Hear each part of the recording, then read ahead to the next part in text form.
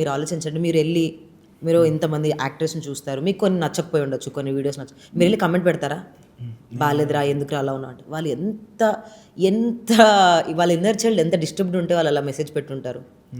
వెళ్ళి అదే పనిగా ఎవరో ఫోటో పెడితే ఇంత పాజిటివ్ ప్రపంచంలో ఇన్ని పాజిటివిటీ ఉండంగా నాకు అర్థం కాదు.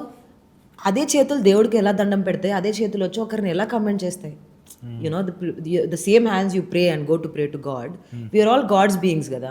ఓకే, మేము గలీజోళ్ళము గలీజోళ్ళమే అనుకోండి, నేను గలీజ్ దాన్నే, నా ఫ్రెండ్స్ గలీజోళ్ళే అనుకోండి, మా మా వే ఆఫ్ లివింగ్ మీకు బ్యాడే అనిపించి ఉండొచ్చు, వదిలేవచ్చు కదా. ఎందుకు అంత కక్ష? ఎందుకు? ఏం చేసాం మీకు? వచ్చి మీ లైఫ్ మేము ఇంపాక్ట్ చేయట్లేదు. We chose entertainment medium to entertain you guys.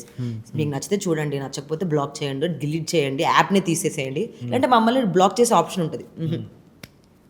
అదే పనిగా పెట్టగానే వస్తారు. ఒక్కరైతే నాకు ఏదో నచ్చిందబ్బా, లైక్ ఆ పింగ్విన్ ఇష్యూ జరిగినప్పుడు నేను మాట్లాడాను ఆ ఇష్యూ మీద. ఒకడు వచ్చాడు, నీ ఎడ్యుకేషన్ ఏంటి, నువ్వెవరు అలా మాట్లాడడానికి?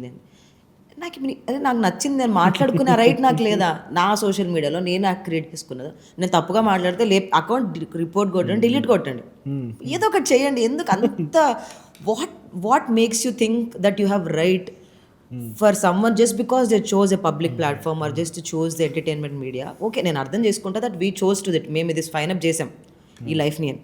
కానీ నేను వాళ్ళ గురించి చెప్తున్నాను అంతే. ఎందుకు అంత ఖర్చెందుకు ఒకరిని కమెంట్ చేసి ఏదో అనేయాలని?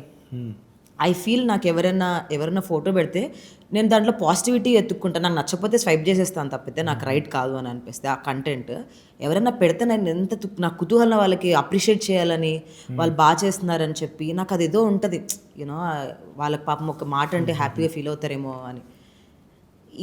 ఇంత పాజిటివ్ స్పేస్లో ఎందుకు అంత నెగిటివిటీ ఎత్తుక్కుంటారో నాకు అర్థం కాదు. బట్ అగైన్ మేము అసలు మాట్లాడుకోం ఆ టాపిక్సే. మేము చాలా ఉన్నాయి లైఫ్లో మాట్లాడుకోవడానికి. ఏ గుడికి వెళ్దామో, లేకపోతే నేను విష్ణు అయితే చాలా స్పిరిచువల్ టాక్స్ మాట్లాడుకుంటాం. అండ్ నేనైతే కొంచెం రిలేషన్షిప్స్ చిన్నది కదా నాకంటే.